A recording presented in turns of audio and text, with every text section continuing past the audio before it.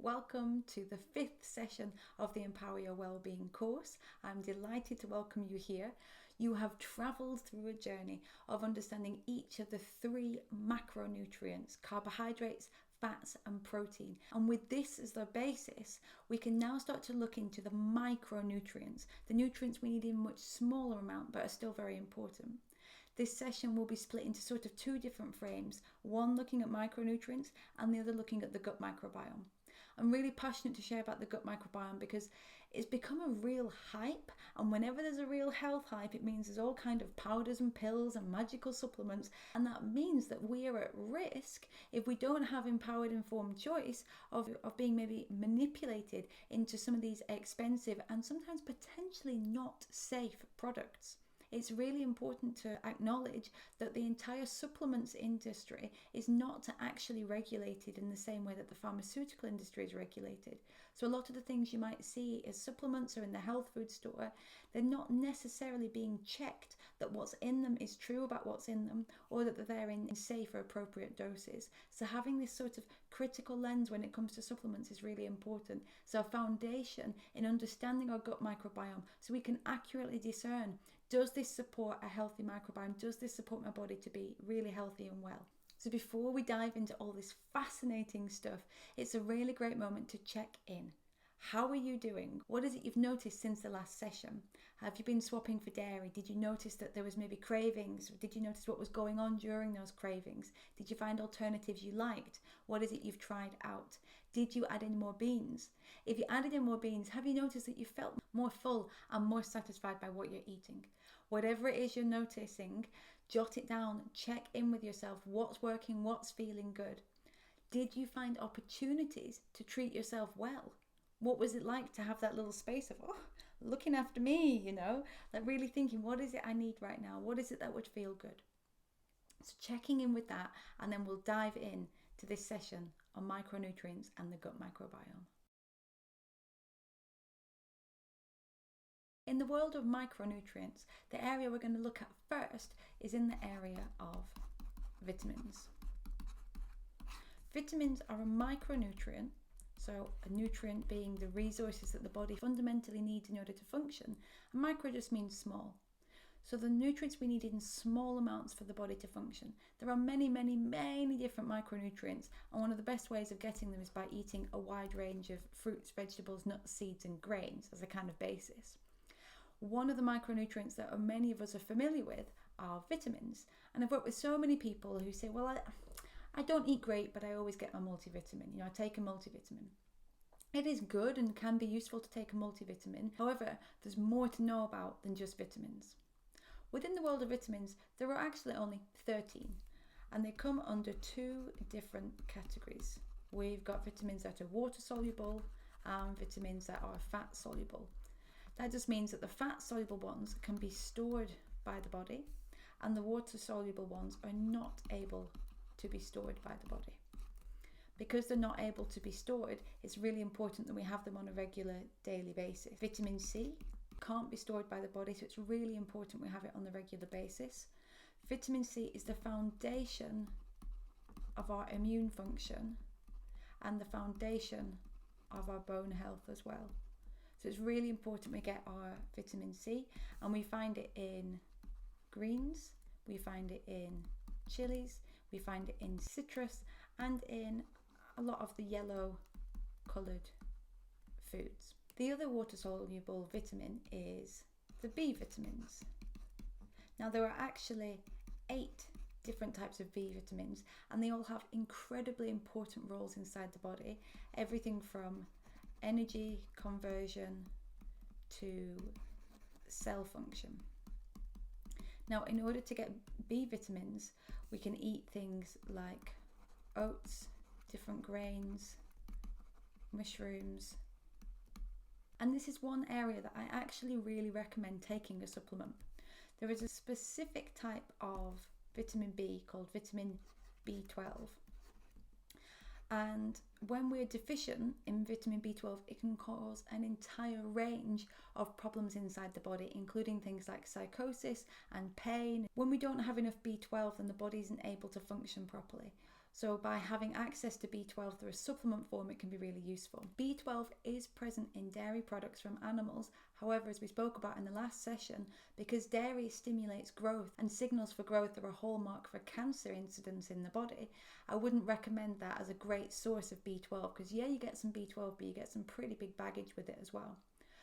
I recommend taking 2,000 international units of B12 each week. And for people over the age of 60 plus, there's a recommendation to have 2,000 international units each day for the best of health and functioning. Within the world of fat-soluble vitamins, we've got vitamin D, vitamin A, vitamin E, and vitamin K.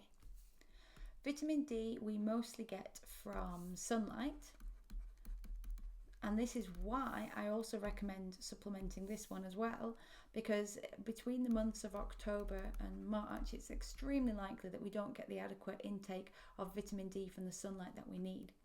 Taking 2,000 international units each day is one of the best ways to get that vitamin D. You can get vitamin D in some fortified foods. You can get vitamin D in mushrooms. However, we don't get it in significant amounts from these places. There is research to suggest that we can safely consume up to 10,000 international units a day. So if you are getting some vitamin D from other places, it's still very, very safe to supplement it. And for anyone struggling with energy levels or fatigue, vitamin D can be a great thing to add in to see reduction in fatigue within a week. Within the world of vitamin A and vitamin E, these are both very powerful antioxidants, and that's what we'll come to look at shortly. Vitamin K is a micronutrient that without it, your blood could not clot. It's fundamentally important to have access to vitamin K. You can find vitamin K in things like kiwis, all of our different greens, including broccoli, kale, and spinach. So it's really great to know, are we getting a wide variety of vitamins? And the best way to know if we're getting a wide variety of vitamins is by simply asking, is the food we're eating colourful? Are we getting a variety of colours in there? Colours signal to the body where the different vitamins are, and this is why we intrinsically find colourful foods attractive, which is also why the food industry uses colours to attract us to their product as well, because if everything that's just beige and a bit flaky was beige and a bit flaky looking on the packet, it wouldn't be as appealing to us. So is our diet colourful is a great way of finding out, are we getting the vitamins that we need? Now for me, vitamins aren't that interesting in comparison to phytonutrients. Now, phytonutrients are specific nutrients only found inside plants. Phyto means plants, and nutrients are the resources that our body uses in order to function. So phytonutrients are specific resources available to the body found only in plants. Phytonutrients are fascinating because there are actually thousands of different types of phytonutrients, and they have the most incredible properties that offer healing and support to the body, including being antioxidant, which we'll come to look at shortly, neuroprotective, which means that they protect the nerves and the brain, antibacterial, supporting our body to be able to get rid of any damaging bacteria that could harm it. They're anti-cancerous, supporting the body to identify and get rid of cancerous cells. They're able to enhance immune function, meaning that we get sick less as one element of it, that we have higher levels of energy and improved mood, because our immune function can have significant impacts on the way that we feel.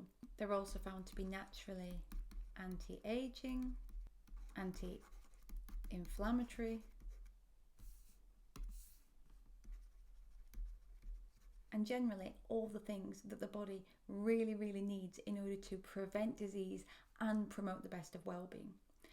Now, there's thousands of different phytonutrients, and there's a chance that you've never even heard of them. There's a lot of research going into phytonutrients right now, and the research is funded because the intention is to be able to identify individual phytonutrients and to be able to create medications that can be sold for a very large profit. One of the phytonutrients that I would argue is essential to know about in current times is something called sulforaphane. And before you rush off into supplement land, sulforaphane is available in all the different brassicas and cruciferous vegetables.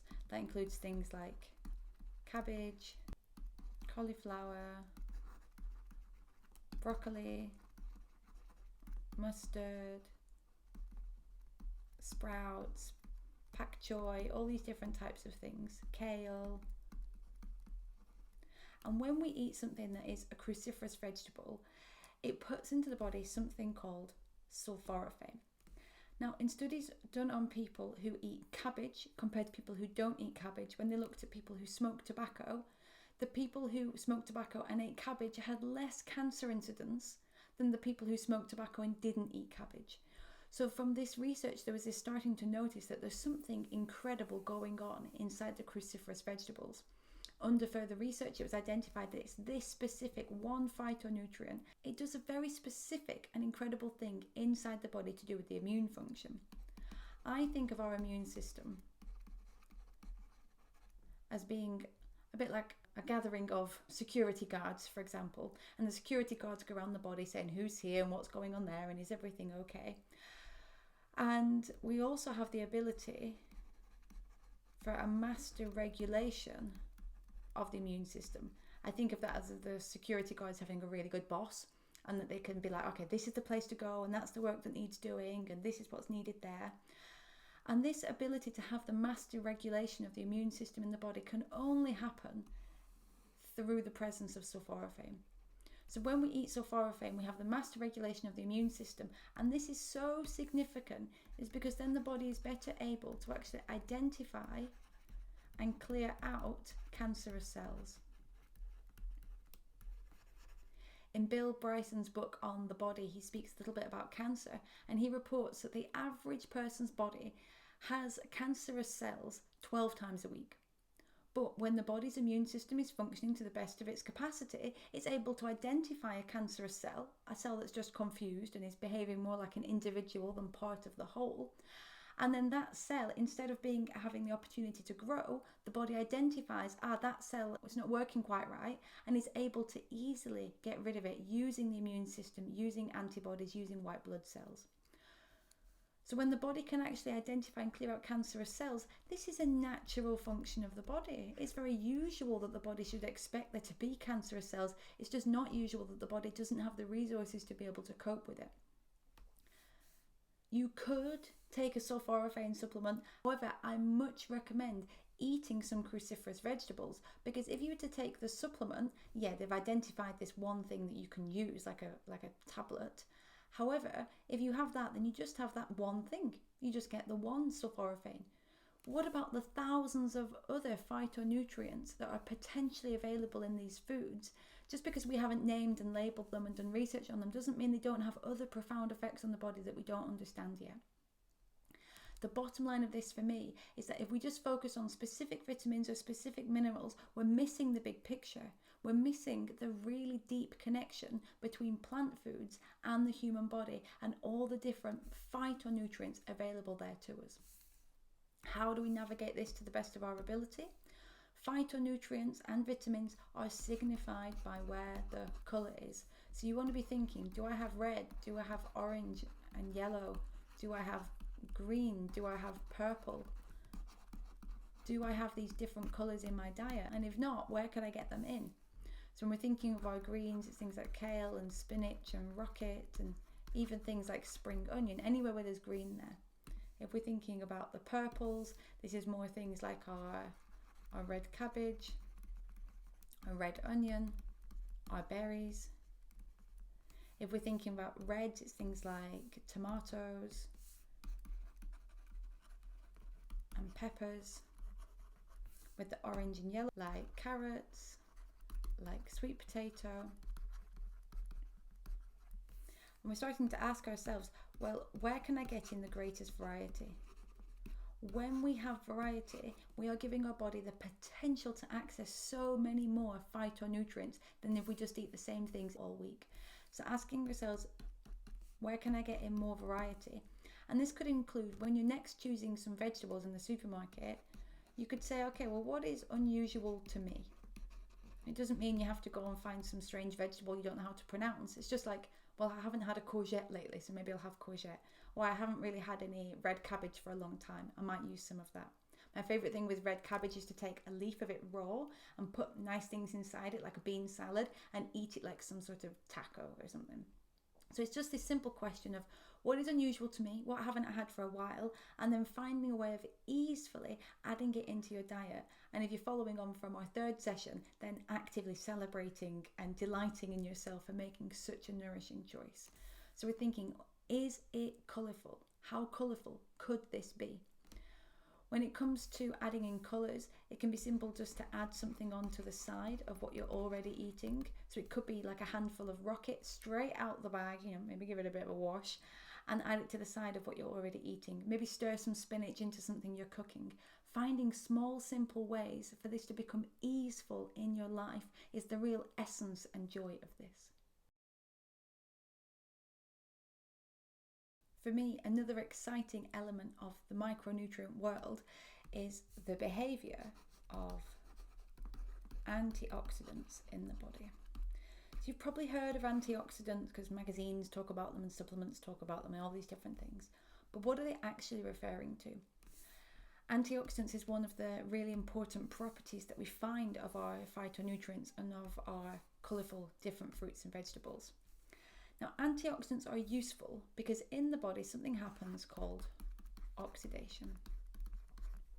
Oxidation happens when there is an oxygen that doesn't actually have the right amount of electrons that it would choose for its normal balance. And when it doesn't have those electrons, it actually crashes around and tries to get them off other neighbouring things. So this oxygen, I think of it as being a bit like a wrecking ball, and it crashes around and can damage things. Now, if this is done in a controlled way, then it is very useful. For example, the body actually creates its own oxidized cholesterol because the oxidized cholesterol is able to get out of the brain and cross the blood-brain barrier, whereas normal cholesterol can't cross the blood-brain barrier. So that's the way that the brain is able to actually clear out unnecessary cholesterol. It's actually part of the issue with eating cholesterol that becomes oxidized, is that then it can also get into the brain and cause more damage. So this is partly why we're on the whole mission of reducing the cholesterol in our diet overall. The body can use oxidation in a controlled way, in a purposeful and useful way. And this is a good thing. However, it's also possible for there to be uncontrolled oxidation happening in the body. When there's uncontrolled oxidation going on in the body, it means that there can be damage.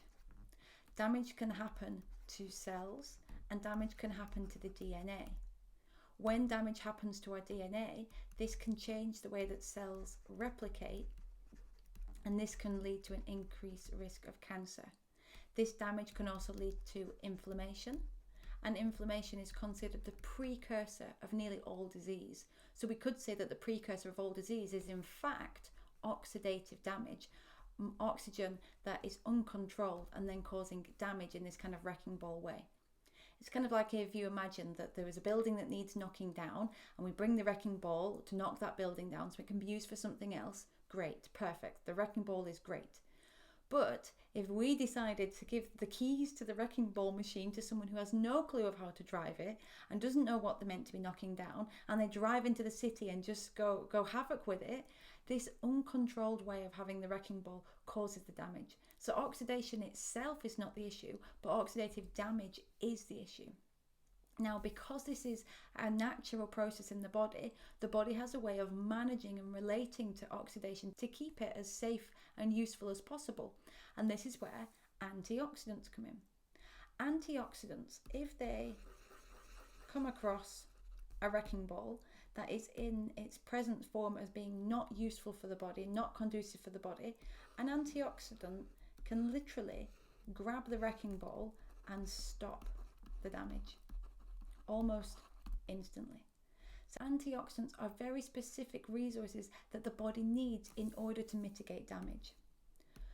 So to reduce oxidation, to reduce the damage, the inflammation, the heightened risk of cancer, we need to know two things.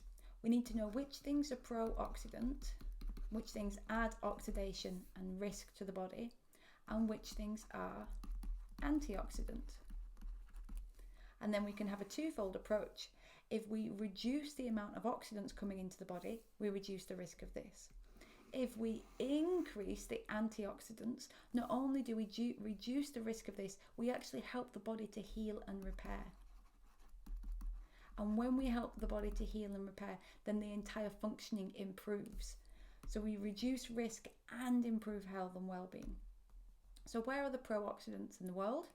So pro-oxidants are mostly found in things like meat, dairy, fish, our processed products, the things I mentioned in the last session, what I would call the NDPs, nutritionally devoid products, things made from flour, things made from sugar, things made from syrup, many additives and all the strange long, the long words on the back of packets that you can't pronounce, that helps you know if something's a nutritionally devoid product. It's full of those long strange words. All these things contribute to there being more wrecking balls in an uncontrolled way inside the body, increasing the risk of all this damage. It's worth mentioning as well that alcohol and tobacco both increase pro-oxidant risk and damage inside the body, which is why they're considered harmful things. And our sleep quality is also fundamentally important. When we get good sleep, then we get good healing and repair. But when we have poor sleep quality, it can have a pro-oxidant response in the body, a stress response inside the body. So many of these things we can actively control and find alternatives and swaps for, and you might have even been doing that in the past few weeks. But some of these things, sometimes our sleep quality, if you're looking after young children, for example, sleep quality isn't always possible. If you're working shift work, sleep quality can be compromised. So as well as trying to find things to swap for, we can offer ourselves some antioxidants. It's interesting to mention here that exercise, and especially intense exercise, is pro-oxidant, and this is why we need the antioxidants to repair and support the damaged muscle to actually build itself better and stronger. So where do we find the antioxidants? Say we have 3 different types of foods. We've got products that could come from an animal, we have products that could come from a plant, like our fruits and our veg and our beans and all those things. And as a third category here, I'm going to put up herbs and spices, just because we eat these in much smaller quantities because they've got a much more intense flavour.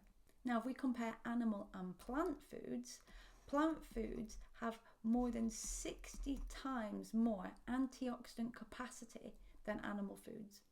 And if we compare this to herbs and spices actually have 120 times more capacity to offer antioxidants to the body and aid in the healing and repair than the animal products. So what we're finding here is that the plant products that are colourful and full of the phytonutrients and the micronutrients also are supporting the body to have this antioxidant effect, which allows it to heal and repair really effectively. When we have high levels of antioxidants, this can support things like a reduction in pain, a reduction in inflammation, and improvements overall in mental health. Many antidepressants are actually just anti-inflammatories, and a lot of that inflammation is caused by oxidation. So when we add more herbs and spices to our food, it's such a simple way of allowing the body to have the resources it needs to really look after itself. Well, how do we bring this into our life? And the answer is to make food that is flavorful. For many people, knowing that herbs and spices actually have a really important role in the body is a bit of a surprise for them. People think they're just for flavor. I would argue that the reason that they're so flavorful, that we get this strong response from the body when we eat them, is because the body is signaling to us and the plants are signaling to us, wow, we're full of good stuff. We're really full of good stuff. So making your life flavorful by adding in more herbs and more spices. This can be as simple as adding in more black pepper. So instead of reaching for the salt, reach for the pepper, because the pepper is going to actually add flavour and add nutrition and nutrients to the body and that healing and repair support. There is one spice that I humongously recommend adding into your diet on a daily basis or as frequently as possible, and that is turmeric. Turmeric is a root related to ginger, and I actually buy it in powdered form because I find that just a bit easier to use and to work with. And when it's in its powder form, it's a bright orange powder. You've probably seen it. It's used a lot in curry powders and in Indian cooking. The turmeric has an active phytonutrient called curcumin. Curcumin has some incredible anti-cancer and anti-inflammatory properties. You can read actually whole books about turmeric. You can go on the internet and find supplements and get curcumin directly. However, people have been known to actually have curcumin toxicity if I'm having such an intense dose of it. I think it's much more supportive and natural of the body to actually have the turmeric itself, because then you don't just get the curcumin, you get all the other phytonutrients as well that are really useful for the body. When we have turmeric, I recommend having a 1/4 teaspoon a day. You don't really need more than that. And my favourite way to have turmeric is to add it to a drink. So very often I make a turmeric latte. You can find recipes for those online. It's essentially some sort of warmed up milk. I often use soy milk, and I put turmeric and cinnamon and sometimes cocoa powder, and then I go to town, nutmeg, cardamom, you name it, making it really delicious, making it indulgent and nourishing. So having a turmeric latte, I even add it to my porridge in the morning. That little 1/4 teaspoon really doesn't do too much, makes it go bright yellow. Just as a warning, stains everything. Be careful with your brightly coloured turmeric. And then sometimes I add it to any just hot food that I'm making. I just stir that 1/4 teaspoon in. The reason I recommend adding the turmeric is because of its powerful abilities to help the body to heal and repair. So you can gain so much just by doing this one simple thing. If we gather the first bit of this session, what we're finding, we can tap in to the innate wisdom we have with food and to choose things that are colourful and to choose things that are flavourful. When we choose colourful and flavourful, this means that we're giving our body the micronutrients that they need. And with those micronutrients, the body is able to heal, repair, and function, not only to survive, but to really thrive throughout our entire perspective of health and well-being, in our mood and in our body as well. This is especially important if you have inflammation, if you have pain, if you have trouble sleeping, if you get low mood or depression. This is an area that can make a significant difference very, very quickly. So even if that's just adding in a few extra teaspoons of dried herbs with a meal, making a turmeric latte, trying out to have, okay, I haven't had an orange this week, let's have an orange. I haven't had any carrots, swapping from white potato to sweet potato, just because you're getting more of that vibrant colour in. Wherever there's more vibrant colour, the more nourishing it's going to be. For the rest of this session, we're going to be learning about the gut microbiome. When we're speaking about the gut microbiome, what are we actually even referring to? So we have our digestive system, our esophagus going down into our stomach, connected to our small intestine, then connected to our large intestine before food, well, what was food, leaves the body as waste. When we're speaking about the gut, we are speaking about this section here, our intestinal tract. When we're talking about microbiome, we're just talking, micro means small and biome means life. So it's the small life that lives inside the gut, which is bacteria. Trillions and trillions and trillions of bacteria that live inside the gut in a symbiotic, supportive relationship with us and our body. Without that bacteria, we actively couldn't have a healthy digestive system. So it's fundamentally important that we have this bacteria there. Now, you can make this just a thing you're learning about on the screen right now, or you can have a little look down and be like, wow, I'm full of trillions of bacteria that I couldn't live without. Thanks, guys. It's really nice. Now, what we're finding in the world of health and nutrition and mental health is that the type of bacteria that live down here in the gut have an absolute profounder impact on the way that the whole body functions. It used to be believed that each person had a completely unique microbiome. Now, because there are trillions of bacteria, and they're of different types, the chance that any two people have the same one-for-one matching in those trillions of bacteria is very unlikely. However, what we can find is that we can perceive the body as being a little bit like a habitat. And a habitat is largely created by the food that is made available to it. So the habitat of our body is determined by what it is we eat for each meal and each snack. It comes down into the body, and here it provides food for the bacteria. Within these bacteria, we actually only have two main families of bacteria that can be fed, and they can be split up as so. We've got the Bacteroides and we've got the Prevotella. These two families of bacteria, we can identify them by looking at a stool sample. So this is where you can, on all kinds of websites, send a sample of your stool away and get told all about your gut microbiome.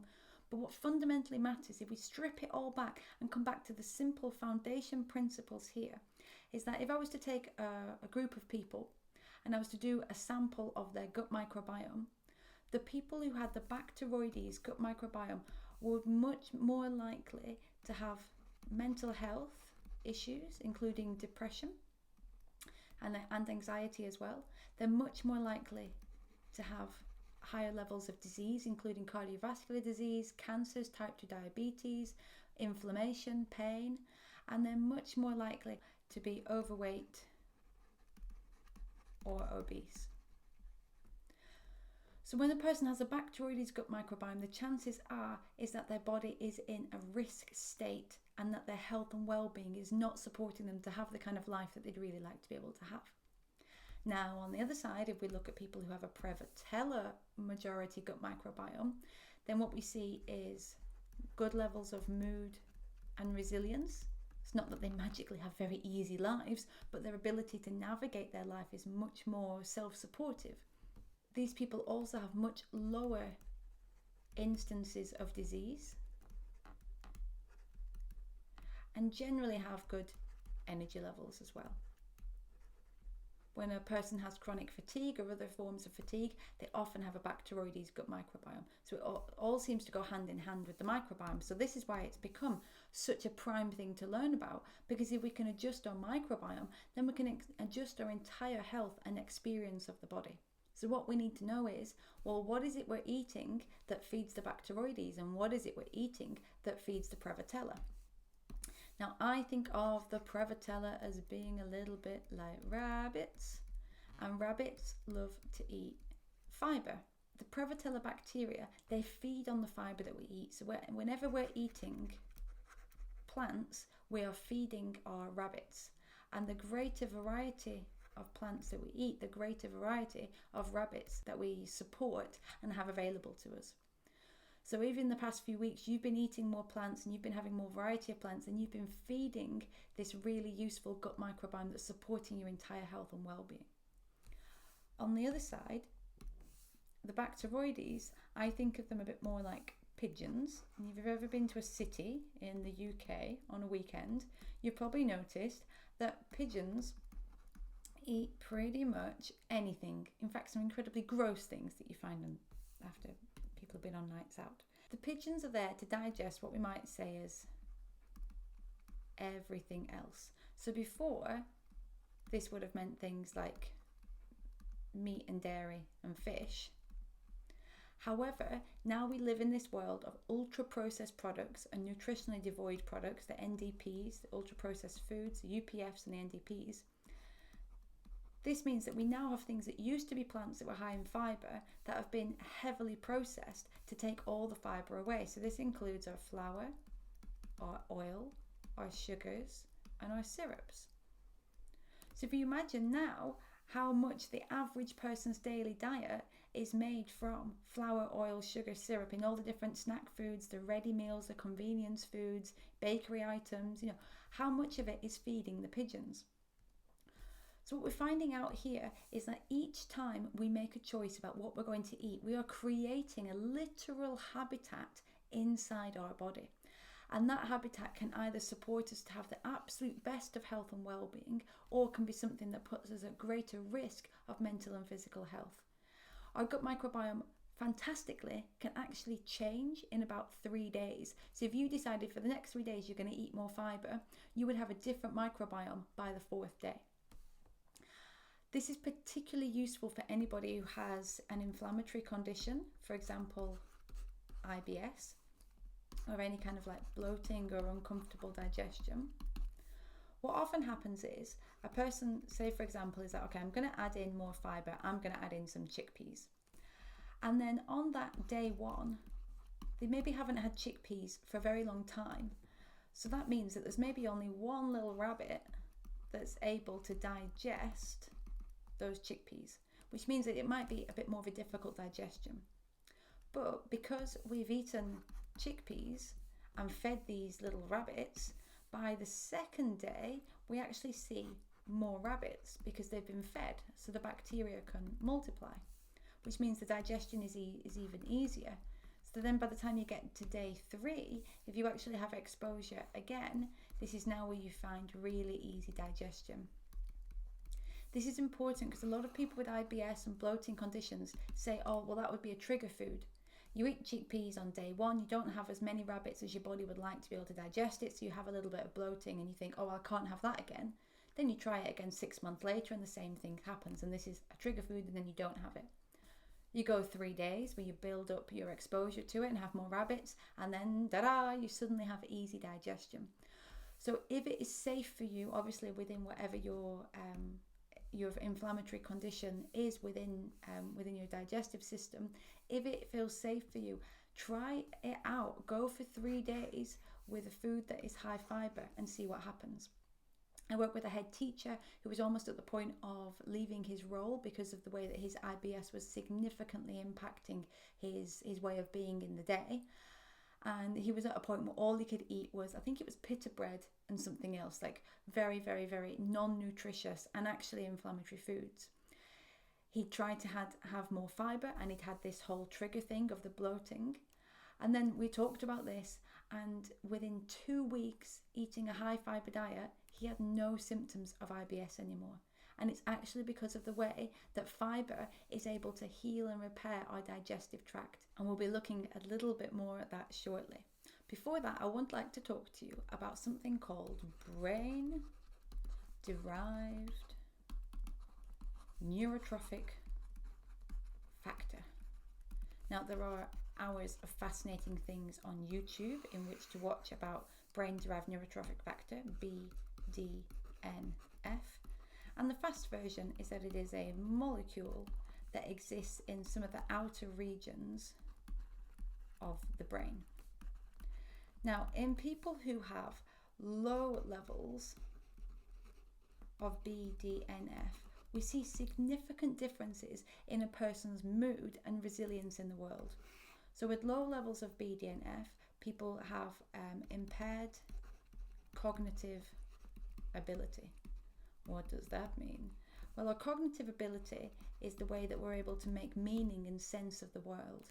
So when we have impaired cognitive ability, it's difficult to remember. It can be difficult to make sense of things. And when it's difficult to remember and make sense, it can produce feelings of overwhelm and the sense of like not being able to focus or not being able to do something.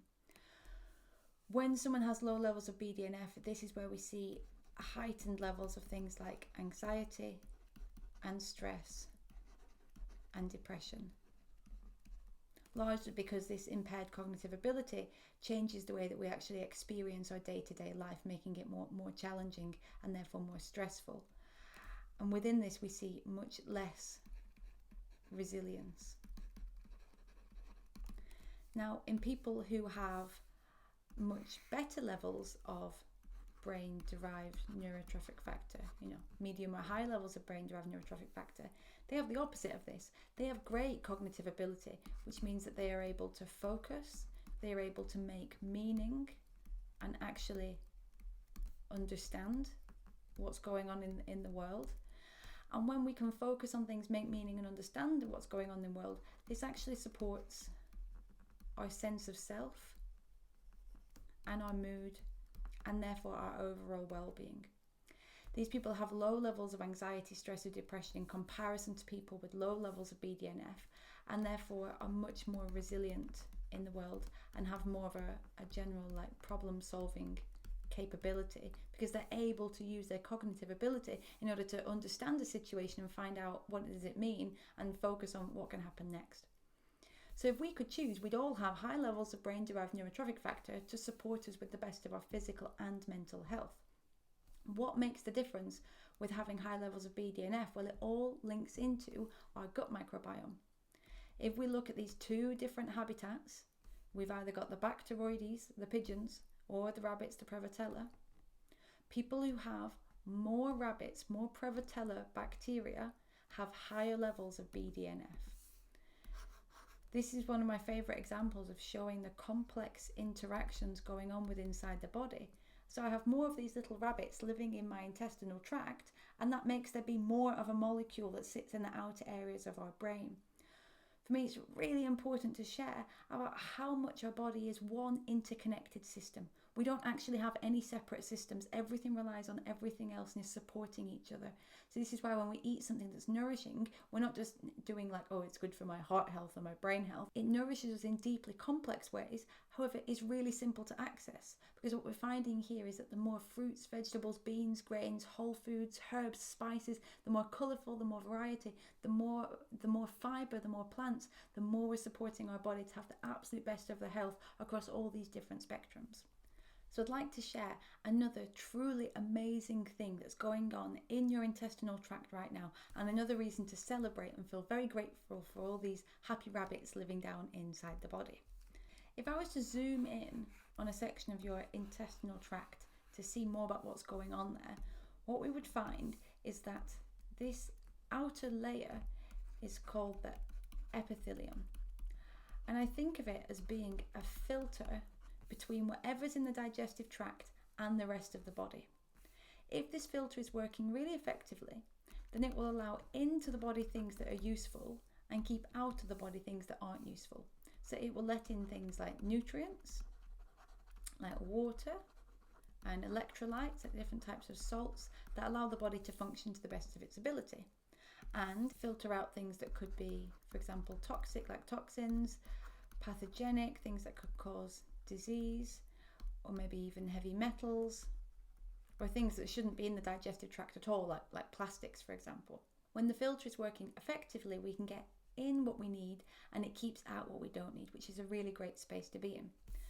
Now, as with all of the body, the filter itself is in a constant state of heal and repair. So if we were to look at the cells of the filter, if we were to zoom in on the filter, what we'd find is a single cell layer. This epithelium is about the thickness of a piece of paper. It's very, very, very, very thin. And that makes it very useful for letting things in and keeping things out, but we need this single cell layer to be really strong. Now, the single cell layer, in order to heal and repair itself, needs the exact specific things for these cells to replace themselves with. Now, there is a condition that you may have heard of called leaky gut.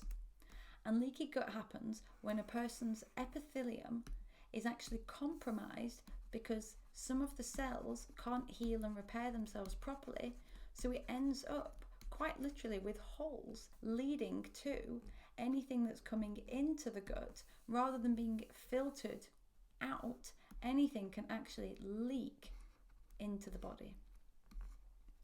Now, this is particularly high risk for us because at these sites where things that could potentially be harmful are leaking into the body then has to have an immune response. So the body comes here with antibodies and begins to attack and try to repair in this area. Now, whenever we're having an immune response, on some level the body is using a lot of energy in order to protect us from the things that are harmful. Because it uses our energy, this can cause things like fatigue and it can cause low mood. I'd like you to imagine the last time you were feeling unwell, When we're feeling unwell, it's not the time that we've got great energy levels and we want to go around doing things. It's often the time that we feel quite apathetic about the world. We can't be bothered. Even our most favourite delightful activity, we're just not so interested in it. So it really has an impact on our mood. It can be a time as well that we can more easily feel overwhelmed by the world. If I come to you with a problem when you're sick, it's like, look, I can't deal with this. I just need to lie here and be quiet and just try to let my body heal and repair. This state of fatigue, low mood, overwhelm and apathy can be compared directly to the experience of depression. Right now in the world, there's more than 70 million people with depression. And the question that a lot of people within public health are asking is there a problem with people having leaky gut and therefore they're in a constant state of heightened immune response, so they don't feel ill enough to be ill, but they've got all these other symptoms because the body is using its energy to try to protect itself constantly over and over and over and over. The fascinating thing is that there are certain things that can contribute to leaky gut. These include additives like maltodextrin. Maltodextrin is actually a flavourless powder that is used as a bulking agent in lots of different food products and in some medications, and it actively causes gut dysbiosis. Aspirin is also known for, within 30 minutes of consuming aspirin, for putting holes inside the gut. So these two things can be particular triggers and are really important to be aware of, especially if a person has IBS, IBS-C or any conditions of bloating. If you experience depression or low mood, this is one area I would really recommend tackling, and we can tackle it in a really simple and easy way. What we need here are the resources for these individual cells of the epithelium to be able to heal and repair. So what are those resources? So the filter needs, in order to function, something called short chain fatty acids, SCFAs. And these need to be available down in the intestinal tract, because then they are used to repair and replace the cells of the filter and therefore allow the filter to function really effectively.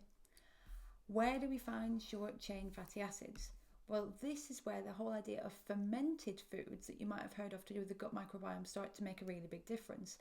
And we don't even have to eat fermented foods. Your body is the most incredible fermentation factory, naturally, all by itself. Whenever we eat something that has a certain type of fibre in, especially if that fibre is soluble, then it means that that fibre absorbs water. When you put this fibre that is soluble down through the digestive system of the body, it's in a dark, damp place that's full of bacteria. And when we've got our happy little rabbits there, these bacteria actually start to use the soluble fibres. And in return, they give to the body this natural fermenting process. They release short chain fatty acids. So when a person has these happy rabbits down in their microbiome, then they're actually directly creating the very resources needed for the body to repair, replace and heal the cells of the filter. So if a person has any kind of leaky gut, the best thing they can do is start to add in more fibre. Where can we find more soluble fibre? We can find it in beans and we can find it in fruits. We can find soluble fibre in nearly all plants, but beans and fruits are some of the most advantageous places to access the soluble fibres. If you've been eating more beans since the last session, you've been actively supporting your gut microbiome to be the best of the best that it can be. Sometimes people ask me, how would I know if I had a Bacteroides environment, or how would I know if I've got a Prevotella environment? And the answer comes down to, what smells does your body make? When a person has a rabbit gut microbiome, this Prevotella, this nourishing, useful gut microbiome, they actually still create gas, but it doesn't have a bad smell with it. Whereas if a person is eating a lot of meat and dairy and processed food and sugar and oils and flour, then that causes a lot of digestive disturbance and consequently quite bad smells. If you remember Dr. Gillian McKeith, when she had a television program and she'd have what looked like a Tupperware box, and she'd always, smell what had come out of someone's body. And it is really true that the smell is a great indicator of what is going on inside the body. You can find this out for yourself. Have a high fiber 3 or 4 days and notice how different your digestive health is. It will function better, it will function faster, it will be smell free, and you will generally have a much better mood because of it, because the changes in the gut microbiome happen very, very rapidly and support our whole being inside the brain as well. What we're finding out right now is that the gut microbiome is one of the greatest predictors of our health and well-being, and it has such a simple solution. There are many, many, many different impacts our gut microbiome has upon the body. We've just given 2 small examples here with leaky gut and the brain-derived neurotrophic factor. But the main theme that we'll come back to over and over and over again is that it is fibre that makes the difference, and that the more fibre that we eat on a regular basis, the better our health and well-being is going to be overall. So as we bring this session to a close, we could summarise it a little bit like this. For me, the question becomes, how nourishing could this be? And when we ask ourselves this question, it's really got to be from a place of curiosity and an interest to find out. It's not from a place of blame or another stick to beat ourselves, but this well, how nourishing could this be? And this question can be one that you take into your meals and snacks, or it could be a question that you take into your life in general. Like right now, we're sat here with the screen, and it's like, well, could our shoulders be softer? Could our posture be slightly different? Could I be comfier? Could there be a better temperature? We're tapping into, how am I doing right now, and how nourishing could this be for my whole self? This is leading on from our tools of the empowered language, the acknowledging what's working, the treating ourselves well, and now we're stepping into this, how can I have a really nourishing life? How can I have a life that really supports me to feel so well? Within the world of nutrition, this could be answered with 3 simple things. How colourful, how flavourful, and how fibreful. So following this session, I'm inviting you to ask, okay, where can I get an extra bit of colour into my diet? Especially greens. This is one that I hugely advocate for because they have such a plethora of micronutrients and phytonutrients. Within flavourful, all herbs and spices are going to be useful for the body, and I especially recommend turmeric. And within making life more fibreful, thinking of the fibres that the gut microbiome has a preference for, we might want to be noticing, where am I getting in my fruit and where am I getting in my beans? Thank you for joining session 5 of the Empower Your Wellbeing course. We'll be meeting in the next session where we'll have an entire summary of what we've learned so far and do a specific exercise that's going to bring us closer to making this happen in our day-to-day life with more and more ease. There's one thing having information, but the real key of this is bringing it into our life, is bringing it into action. I wish you great delight in going out into the world and into your life with this little question of how nourishing could this be, and finding out for you what can be easeful, simple, and feel really great. Looking forward to working together again, and as always, if you would like support one-to-one, simply get in touch. Bye for now.